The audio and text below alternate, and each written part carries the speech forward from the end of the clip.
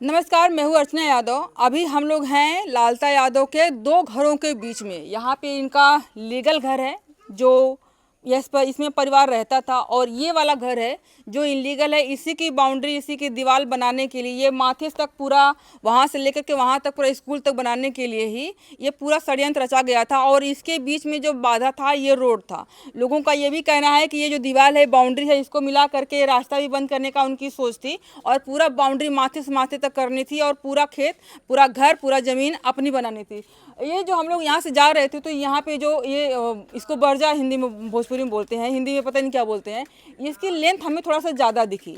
ज़्यादा इसलिए दिख रही है क्योंकि लोग कह रहे हैं, यहाँ के जो निवासी, इनके पड़ोसी हैं, थोड़ा सा बोलने से डर रहे हैं क्योंकि जस्ट पड़ोस में इनका घर है। इन लोगों ने कहा कि ये बाद में इसका कंस्ट्रक्शन हुआ है। छत जो है, छत का भी बर्जा आप देख रहे हैं, वो भी निकला हुआ है। लेकिन अगर आगे से हम दिखाएं तो ये जो पत्थर की एक सिल्ली आती है, पटिया आती है, उससे लदाई की गई थी पहले।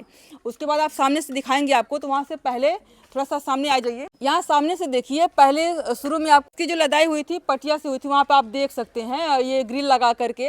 और उसके बाद आप देख रहे हैं कि वहाँ पे उतना एक हाथ, लगभग 1.5 फुट के बराबर वहाँ पे बर्जा को आगे निकाला गया है। उसी अनुपात में इधर भी निकाला गया, और उसी अनुपात में यहाँ पर भी ये निकाला गया। जबकि ये रोड है, रोड को कब्जा करने के लिए इतना बड़ा बड़ा बर्जा निकाला गया है। ये इनका लीगल घर है, इसमें इनका परिवार रहता था। अभी भी जो कमरे दिख रहे हैं उसमें पंखा चल रहा है, लाइट्स जल रही है, और बिना पंखा बंद किए, मतलब स्विच भी ऑन ऑफ करने का इनके पास टाइम नहीं था, समय नहीं मिला, और ये लोग घर भर फरार हो जाते हैं। ये पूरा वही विवाद ज़मीन है, और ये इनके पड़ोसी हैं। इनसे हमने बात करने का प्रयास किया, लेकिन ये लोग तैयार नहीं हो रहे हैं बात करने के लिए। आपको दो बाउंड्री दिखा रहे हैं, यहाँ पर दिखाइए बाउंड्री, और इस साइड भी यहाँ पे आपको बाउंड्री दिख रही होगी। ये दोनों बाउंड्री इनके घर के बराबर में लगी हुई है, और लोग कह रहे हैं कि ये बाउंड्री ना होती तो यहाँ तक पूरा बढ़ गए होते, यहाँ तक, और इधर में भी उनका बढ़ रहे थे। उस घर के एक बूढ़े बाबा से हमने बात करी थी। उन्होंने बताया था कि ये बाउंड्री जो है हम अपने पैसे से लगवाए हैं। बाबा जी कह रहे थे कि 1-1.5 हाथ हम छोड़ करके ही वो ज़मीन जो है कि अपनी बाउंड्री हम लगवाए हुए हैं, उनको हमने ज़मीन छोड़ दी थी, और उसी के बराबरी में इधर में भी वो लेना चाहते हैं।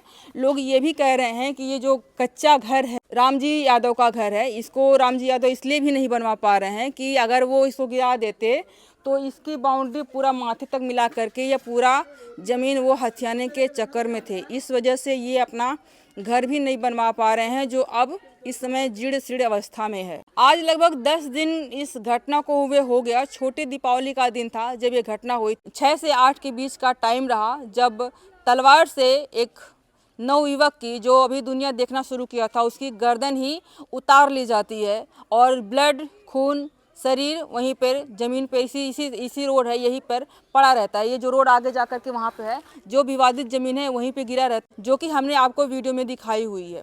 और आगे की बात करें तो लोग ये भी बता रहे हैं कि जो अपना मवेशी थे, यहाँ पे थोड़ा हौद दिखाइए, वहाँ पे जिसमें उनके गाय और भैंस बांधे जाते रहे होंगे, इसको उन्होंने 2-3 दिन पहले ही बेच दिया था।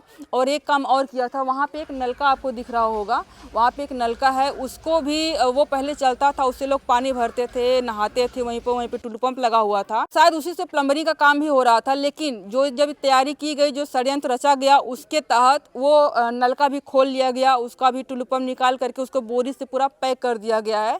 उसके बाद ये सारी घटना को अंजाम दिया जाता है। इसका मतलब है, जो चीज़ें लोग बता रहे हैं, मवेशियों को बेचना, गाय भैंस को बेच देना, और नलके को बांध देना, अपने परिवार को सिक्योर कर लेना, ये सारी चीज़ें बताती है कि पूरा प्लान करके मर्डर किया गया है। ऐसा कोई नहीं कह सकता कि अचानक में भाव में हो गया। नहीं, ऐसा नहीं है। ये पूरा प्लान किया गया मर्डर करने के लिए, कि इनको जान से हम ख़त्म कर देते हैं, ताकि ये जो पूरा आप दिखा रहे हैं, पूरा बाउंड्री, पूरा माथे तक हमारा ही कब्जा हो। इनके 4 बेटियां बचेंगी, 5 बेटियां बचेंगी, हमारा क्या ही कर लेंगे, आर्थिक रूप से कमज़ोर तो हैं ही। इसमें पुलिस प्रशासन की भी बड़ी भूमिका नज़र आती है। जो मई का टाइम था जब इस तरह की घटना हुई थी, तो उस टाइम पे जब ये लोग शिकायत करने के लिए गए हुए थे, तो इसी तरह से पुलिस वाले थे जो बोले थे कि यादव है, ये ज़मीन खून मांग रही है, जब तक खून खराबा नहीं होगा तब तक कोई भी निर्णय नहीं लेंगे।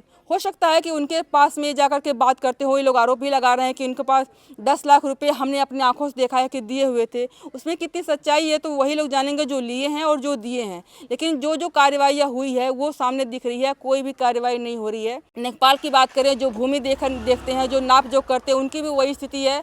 वो भी उसी तरह से अगर पुलिस प्रशासन और लेखपाल भूमि के मामले में सारी कार्रवाई अच्छे से करें तो कोई भी मामला इतना दूर तक इस कंडीशन में नहीं पहुंच सकता है। पिछले 1 महीने में लगभग हमने आपको कई सारी घटनाएं दिखाई हैं जो ज़मीन के विवाद में जाने गई हैं। अगर ज़मीन का विवाद इतना बड़ा नहीं होता, इतना ज़बरदस्त नहीं होता, उसमें कार्रवाई की जाती, उसमें न्याय होता, तो शायद इतनी बड़ी बड़ी घटनाएं नहीं होती। 10 दिन हो गया है, पूरा मामला ठंडा होते जा रहा है। पत्रकारों की पहले भीड़ लगा करती थी, अब गिने चुने पत्रकार आते हैं। पहले आम जनता की भीड़ लगी होती थी, वहाँ पे बैठते थे। अब बहुत कम लोग जो है इनके दुख में शामिल होने के लिए आ रहे हैं। मामला धीरे धीरे ठंडा होता जा रहा है। अगर इसी तरह से कार्रवाई नहीं हुई तो मामला धीरे धीरे ठंडे बस्ते में चला जाएगा और ये लोग न्याय के लिए तरसते रह जाएंगे। ये होनहार खिलाड़ी न्याय के लिए तरसता रह जाएगा। न्याय प्रक्रिया पे आपको क्या कहना है, जो पूरे प्रकरण हुआ है इस पर आपको क्या कहना है, आप लोग कमेंट करके बताइएगा। आप लोग मत ठंडा पड़िएगा, आप लोग कमेंट करिए, वीडियो को शेयर करिए, लाइक करिए, ताकि वीडियो वायरल हो, लोग देखें और लोगों की नींद जो है वो सोने ना पाए, लोगों की आंखें बंद ना होने पाए, इस पर उनके कान खुले रहें, इसको सुनते रहें, देखते रहें और इसके बारे में बातें करते रहें। तभी ये मुद्दा जिंदा रहेगा, तभी अनुराग यादव जैसे होनहार युवक को, लड़के को, ताइक्वांडो खिलाड़ी को न्याय मिल पाएगा। अभी के लिए इतना ही। बहुत बहुत धन्यवाद।